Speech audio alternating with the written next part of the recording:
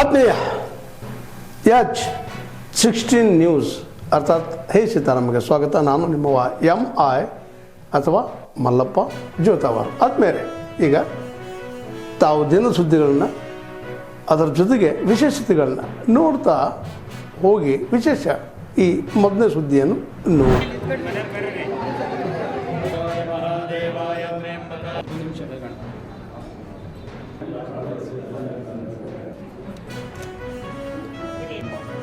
ನಾವೆಲ್ಲ ಸಂತೋಷ ಪಡಬೇಕು ಅಷ್ಟೇ ಸರ್. ನಮ್ಮ ಜೀವನ ಸಾರ್ಥಕ ಆಗಲು ನಿಮ್ಮಂಥ ಜೊತೆ ಇರೋದಿಲ್ಲ.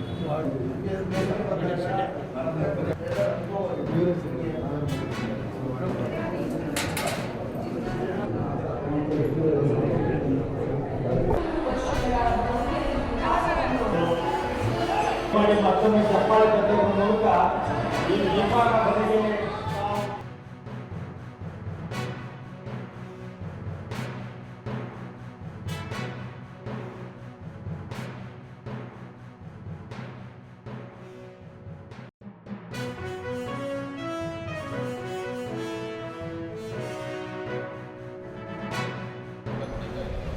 ನಾವು ವಿದೇಶವಾಗಿ ಹೋಗುವಾಗ, ಪಾಶ್ಚಾತ್ಯ ದೇಶಕ್ಕೆ ಹೋಗುವಾಗ ಅವರೆಲ್ಲರೂ ಸೆಂಟ್ರಲ್ ಸ್ಟ್ರೀಟಲ್ಲಿ ಅಂತ ನೋಡ್ತಾರೆ. ಅಂದರೆ ಇದು ಕೇಂದ್ರಿತವಾದಂಥ ಮಾರ್ಗ ಇದೆ. ಅವ್ರ ಮಾರ್ಕೆಟು ಇತ್ಯಾದಿ ಎಲ್ಲ ಆ ಕೇಂದ್ರಿತ ಮಾರ್ಗಕ್ಕೆ ಅದು ಸೀಮಿತ ಆಗ್ತಾ ಇದೆ. ಅದೆಲ್ಲನೂ ಅವ್ರು ಹುಡುಕೊಂಡು ಹೋಗ್ತಾರೆ. ಭಾರತಕ್ಕೆ ಬಂದಾಗ ಅವರೆಲ್ಲರೂ ಹುಡುಕೋದೆ ಸೆಂಟ್ರಲ್ ಸ್ಟ್ರೀಟ್ ಇದೆ, ಸೆಂಟ್ರಲ್ ಸ್ಟ್ರೀಟ್. ನಾನು ಅವ್ರಿಗೆಲ್ಲರಿಗೂ ಹೇಳೋದಿದೆ, ನೀವು ಸೆಂಟ್ರಲ್ ಸ್ಟ್ರೀಟ್ ಹುಡುಕಕ್ಕೆ ಹೋದರೆ ಭಾರತದಲ್ಲಿ ಎಲ್ಲೂ ಸಿಕ್ಕಲ್ಲ. ನೀವು ಭಾರತದಲ್ಲಿ ನಮ್ಮ ಊರು ಅಥವಾ ನಗರದ ಕೇಂದ್ರಿತ ದೇವಸ್ಥಾನ ಏನಿದೆ ಅದನ್ನ ನೀವು ಹೋಗಿ ಹುಡುಕಬೇಕು. ಅದೇ ಮುಖ್ಯ ಅಂತ ಹೇಳಬೇಕು. ಅದು ನಮ್ಮ ಭಾರತೀಯ ಪಾರಂಪರೆ, ನಮ್ಮ ಧರ್ಮ. ಅದಕ್ಕೆ ನಾವು ಪ್ರಾಮುಖ್ಯತೆ ಕೊಡೋದು. ಆ ಧರ್ಮದಲ್ಲಿ ಸಂಘಟನೆ ಆಗುವಂಥದ್ದು ಇಡೀ ಸಮಾಜದ ಒಂದು ಎಲ್ಲ ಚಟುವಟಿಕೆಗಳು ಮುಂದುವರಿಯುವಂಥದ್ದು.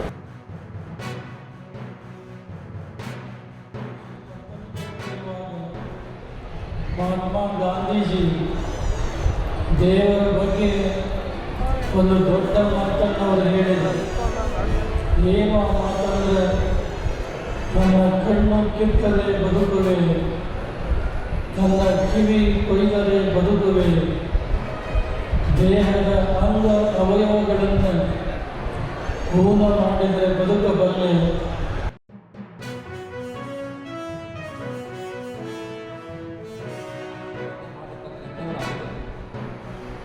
ಭಾರತ ದೇಶ ಮಂದಿರಗಳ ದೇಶ. ನಮ್ಮ ದೇಶದಲ್ಲಿರುವಷ್ಟು ಗುಡಿಗುಂಡಾರಗಳನ್ನ, ಮಠ ಮಂದಿರಗಳನ್ನ ಪ್ರಪಂಚದ ಯಾವ ದೇಶದಲ್ಲೂ ನಾವು ನೋಡೋದಕ್ಕೆ ಸಾಧ್ಯ ಇಲ್ಲ. ನಮ್ಮ ದೇಶದ ಜನರಿಗೆ ದೇವರು, ಧರ್ಮ, ಆಧ್ಯಾತ್ಮ, ಆಚಾರ್ಯ, ಗುರು ಪರಂಪರೆಯ ಬಗ್ಗೆ ವಿಶೇಷವಾಗಿರ್ತಕ್ಕಂಥ ಭಕ್ತಿ ಶ್ರದ್ಧೆಗಳು ಸನಾತನ ಕಾಲದಿಂದ ಇರುವಂಥದ್ದನ್ನು ನೋಡ್ತೇವೆ. ಈ ಗ್ರಾಮದ ಶೆಟ್ರು ಯಜಮಾನರು ಎನ್ ನಂಜುಂಡೇಶಣ್ಣವರು ಮತ್ತು ಶಿವಣ್ಣರವರು ಸೇರಿ ಮತ್ತು ಗ್ರಾಮಸ್ಥರನ್ನ ಒಡಗೂಡಿ ಇವತ್ತು ಅದ್ದೂರಿಯಾಗಿ ದೇವಸ್ಥಾನವನ್ನು ನಿರ್ಮಾಣ ಮಾಡಿ ಇವತ್ತು ಲೋಕಾರ್ಪಣೆ ಮಾಡ್ತಾವ್ರೆ. ಇನ್ನೇನು ಕೆಲವೇ ಕ್ಷಣಗಳಲ್ಲಿ ಎಲ್ಲ ಗಣ್ಯರು, ಮಠಾಧೀಶಗಳು ಬಂದು ಇವತ್ತು ಒಂದು ಉದ್ಘಾಟನೆ ಆಗಿ ಲೋಕಾರ್ಪಣೆ ಆಗ್ತದೆ. ಒಂದು ತುಂಬ ಇಡೀ ಮಾಗಡಿ ರಸ್ತೆಯಲ್ಲೇ ಒಂದು ಉತ್ತಮ ದೇವಸ್ಥಾನ ಅಂತ ಹೇಳ್ಬೋದು. Our sense of profound sorrow and deep sympathy. Honorable members, yesterday was a moment of national pride as the Indian cricket team won the prestigious ICC Men's T20 World Cup, defeating New Zealand cricket team in the final by a formidable margin at Narendra Modi Stadium in Ahmedabad. The support staff and all those associated with the Indian cricket for this outstanding achievement. This house wishes them continued success in the years to come. That the well-being of the Indian community would be a priority for the host government. I have similarly been in close touch with my counterparts in these countries. Insofar as the United States is concerned, we have maintained regular contact through diplomatic channels. While attempts have been made, contacts with Iran at the leadership level are obviously difficult at this time. Foreign Minister Arakchi on 28th February and 5 March 2026. We will continue these high-level conversations in the coming days. Sir, the House will also be interested in the issue of an Iranian vessel that is currently docked in Kochi. The Iranian side had requested permission on 28th February for 3 ships in the region to dock at our ports. This was accorded on 1 March. IRIS Lavan actually docked on 4th March in Kochi. The crew is currently in Indian naval facilities. We believe that this was the right thing to do, and the Iranian foreign minister has expressed his country's thanks for this humane gesture. Honorable Chairman, sir, in view of the implications of this conflict for our energy security, I also seek to address that particular concern. Government remains committed to ensuring that fully, taking into account availability, costs, and risks of the energy markets. For us, the interests of the Indian consumer has and will always be the overriding priority. Where required, Indian diplomacy has supported the endeavors of our energy enterprises in this volatile situation. Honorable Chairman, sir, let me conclude by highlighting the 3 guiding factors of our approach. 1. India is in favor of peace and urges a return to dialogue and diplomacy. We advocate de-escalation, restraint, and ensuring the safety of civilians. 2. The well-being and security of the Indian community in the region is our priority. We will continue to work with the governments of the region towards that end. And 3. Our national interest, including energy security and trade flows, will always be paramount. I'm confident, sir, that the government has the full support of this august House on this matter. I thank you.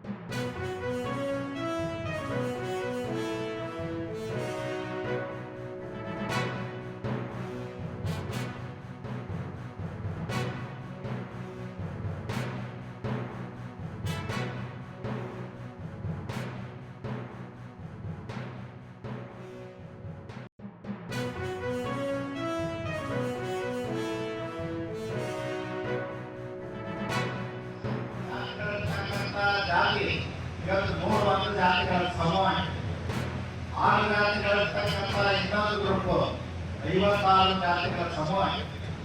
ಅದಕ್ಕಾಗಿ ನಾವು ಜನಸಂಖ್ಯೆಗೆ ಅನುಗುಣವಾಗಿ ಮೀಸಲಾತಿಯನ್ನು ಹೆಚ್ಚಳ ಮಾಡಬೇಕು ಅಂತೇಳಿ SC ಮತ್ತು ST ಜನಾಂಗದವರು ಕಳೆದ 25-30 ವರ್ಷಗಳಿಂದ ಹೋರಾಟವನ್ನು ಮಾಡ್ತಾರೆ.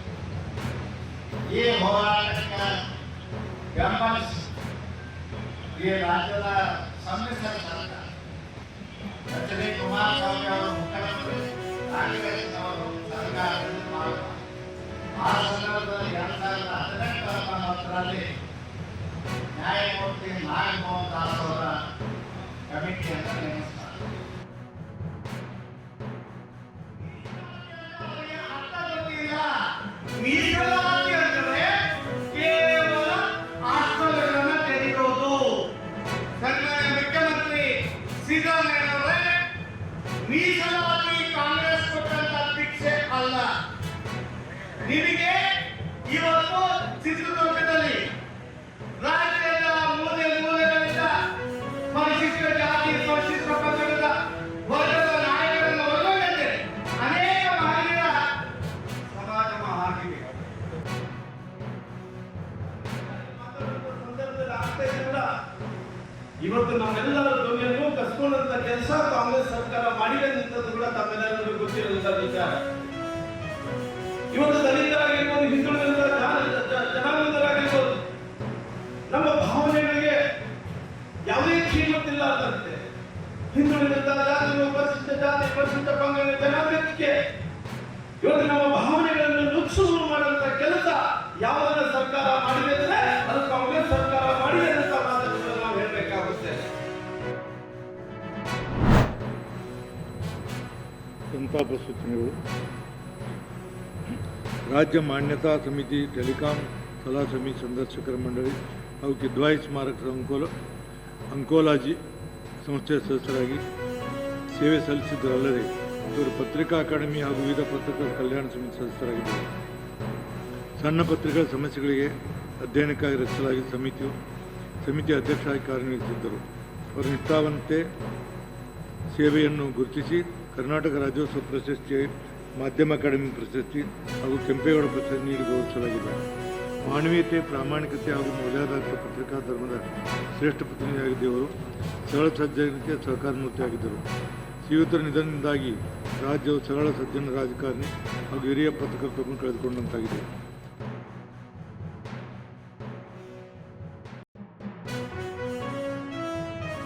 ಜೊತೆಗೆ ಅವರು ವಿಧಾನ ಪರಿಷತ್ತಿನ ಸದಸ್ಯರಾಗಿ ಕೂಡ 1998ರಲ್ಲಿ ಅವರು 2004ರವರೆಗೆ ಅವರು ನೇಮಕ ಆಗಿದ್ದರು. ಜೊತೆಗೆ ಇವತ್ತು ಅವರು ಕೇವಲ ಪತ್ರಿಕೋದ್ಯಮ ಅಷ್ಟೇ ಅಲ್ಲ, ಮತ್ತು ರಾಜಕಾರಣಕ್ಕೂ ಕೂಡ ಅವರ ಅಪಾರವಾಗಿರ್ತಕ್ಕಂಥ ಕೊಡುಗೆ ಇದೆ. ಅವರ ನಿಸ್ವಾರ್ಥ, ಪ್ರಾಮಾಣಿಕ, ಮೌಲ್ಯಾಧಾರಿತ ಸೇವೆ ಈ ರಾಜ್ಯಕ್ಕೆ ಸ್ಮರಣೀಯವಾಗಿದೆ. ಹಾಗಾಗಿ ಇವರಿಬ್ಬರ ಅಗಲಿಕೆಯಿಂದ ಆಗಿರ್ತಕ್ಕಂಥ ನಷ್ಟವನ್ನು ಅವರ ಕುಟುಂಬದ ಸದಸ್ಯರಿಗೆ ಸಹಿಸಿಕೊಳ್ತಕ್ಕಂಥ ಶಕ್ತಿ ಆ ಭಗವಂತ ಕೊಡಲಿ, ಮತ್ತು ಆ ಭಗವಂತ ಅವರ ಆತ್ಮಕ್ಕೆ ಶಾಂತಿಯನ್ನು ಕೊಡಲಿ ಅಂತ ದೇವರಲ್ಲಿ ಪ್ರಾರ್ಥನೆಯನ್ನು ಮಾಡಿ ತಾವು ತಂದಿರ್ತಕ್ಕಂಥ ಈ ಒಂದು ಸಂತಾಪ ಸೂಚನೆಗೆ ನಮ್ಮ ಬೆಂಬಲವನ್ನು ವ್ಯಕ್ತಪಡಿಸ್ತೀವಿ. ಆ ನೀತಿ ಸಿದ್ಧಾಂತಗಳನ್ನು ಮೈಗೂಡಿಸ್ಕೊಂಡು ಸಮಾಜಕ್ಕೆ ಅವರು ಸೇವೆ ಮಾಡ್ತಾರೆ ಅಂತಕ್ಕಂಥದ್ದನ್ನು ನಾನು ನಂಬಿರ್ತೇನೆ.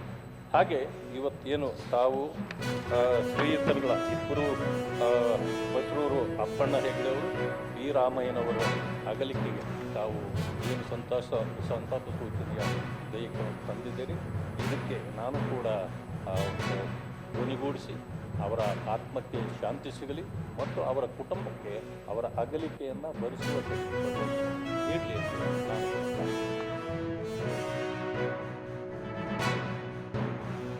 ತಿಂಗಳಲ್ಲಾಗಿದ್ದರೆ ಸಿಗ್ತಿತ್ತು, ಒಂದು 6 ತಿಂಗಳಲ್ಲಾಗಿದ್ದರೆ ನನಗೆ ಸಿಗ್ತಿತ್ತು ಅಂತೇಳಿ ಏನಿದ್ದಾರೆ ಕಾಯ್ಕೊಂಡಿದ್ದಾರೆ, ಖಂಡಿತ ಅವರಿಗೆ ವಂಚಿತರಾಗ್ತಾರೆ. ಆ ನಿಟ್ಟಿನಲ್ಲಿ ಖಂಡಿತ ಏನಿವತ್ತು DPCಯನ್ನು ಕರೆದು ಪ್ರಕ್ರಿಯೆಯಲ್ಲಿ ತೊಡಗಿದ್ದೀರ ನೀವು, ಅದನ್ನು ಆದಷ್ಟು 1-2 ತಿಂಗಳಲ್ಲಿ ಪ್ರಕ್ರಿಯೆ ಮುಗಿಸ್ಬಿಟ್ರೆ ಖಂಡಿತ ಏನು ಶಾಲಾ ಶಿಕ್ಷಣ ಇಲಾಖೆಯಲ್ಲಿ ನೀವು ಬುನಾದಿನ ಗಟ್ಟಿ ಮಾಡೋಕ್ಕೆ ಹೋಗ್ತಿದ್ದೀರಾ. ಅದೇ ನಿಟ್ಟಿನಲ್ಲಿ ವಿದ್ಯಾರ್ಥಿಗಳ ತಿರುವು ಅಂದರೆ PUC ಬಂದಿದೆ, ಅವರ ಭವಿಷ್ಯಗಳನ್ನು ರೂಪಿಸ್ಕೊಂಡಂಥ ತಿರುವು. ಇಂಥ ಸಂದರ್ಭದಲ್ಲಿ ಎಚ್ಚರಿಕೆಯಿಂದ ಖಂಡಿತ ನಾವು ಸಾಕಷ್ಟು ಕೆಲಸಗಳನ್ನು ಮಾಡಿ ಇದನ್ನು ಅತಿ ಶೀಘ್ರವಾಗಿ ಪೂರೈಸ್ತೀರ ಅಂತೇಳಿ ಭಾವಿಸ್ತಿದ್ದೇನೆ. ಹೆಚ್ಚುವರಿ ಮಾಡ್ತಕ್ಕಂಥದ್ದು ಯಾವಾಗಲೂ ಕೂಡ ಅದು ರೂಲ್ಸಲ್ಲಿದೆ. ಸೊ ಈ ವರ್ಷ ನಾವು ಕಡ್ಡಾಯವಾಗಿ ಮಾಡಲೇಬೇಕಾಗುತ್ತೆ. ಏನು ಹೆಚ್ಚುವರಿಯನ್ನು ನೀವು ನಂಬರ್ಸ್ನ ಕಮ್ಮಿ ಮಾಡಿ ಅದ್ರ ಮೇಲೆ ನೀವು ಮಾಡಿ ಅಂತ ಈಗ ಸದ್ಯಕ್ಕೆ ನಾವು ಹೆಚ್ಚುವರಿಯಾಗಿ ಕನ್ಸಿಡರ್ ಮಾಡ್ತಾ ಇರೋದು ಇಲ್ಲ. ಸಭಾಧ್ಯಕ್ಷರೇ, ಪ್ರಭಾರಿಯವ್ರನ್ನ ಯಾರು ಅವ್ರ ಕಾಲೇಜಲ್ಲಿ ಸೀನಿಯರ್ ಇರ್ತಾರೆ ಅವ್ರನ್ನ ಪ್ರಿನ್ಸಿಪಲ್ ಮಾಡಿರ್ತೀವಿ. ಅವ್ರು ಹೇಳೋದು ಕರೆಕ್ಟೇ. ಯಾಕೆಂದರೆ ಕೆಲವರೆಲ್ಲ ರಿಟೈರ್ಡ್ ಆಗಿಬಿಡ್ತಾರೆ, ಏನು ಅವರಿಗೆ ಪ್ರಮೋಷನ್ ಸಿಗದೆ. ಅವ್ರ ಕಾಳಜಿ ಏನಿದೆ ಬೇಗ ಮಾಡ್ತಕ್ಕಂಥದ್ದು. ಯಾಕೆಂದರೆ ಆಕ್ಷೇಪಣೆ ಕರೀಲೇಬೇಕು. ಆಕ್ಷೇಪಣೆ ಬಂದಾಗ ಅದನ್ನ ಪರಿಶೀಲನೆ ಮಾಡಬೇಕು, ಅದನ್ನು ಸ್ಪೀಡಪ್ ಮಾಡಿ ಅವರಿಗೆ ಪ್ರಮೋಷನ್ ಕೊಡ್ತಕ್ಕಂಥದ್ದು ವ್ಯವಸ್ಥೆಯನ್ನು ಬೇಗ ಮಾಡ್ತೀವಿ, ಆದಷ್ಟು ಬೇಗ ಮಾಡ್ತೀವಿ. ತಾವೆಲ್ಲ ಇಲ್ಲಿವರೆಗೆ ಸುದ್ದಿಗಳನ್ನು ನೋಡಿದಿರಿ, ಜೊತೆಗೆ ವಿಶೇಷ ಘಟನೆಗಳನ್ನು ಸಹ ನೋಡಿದಿರಿ. ಅದು ನಿಮ್ಗೆ ಏನು ಅನ್ನಿಸ್ತು?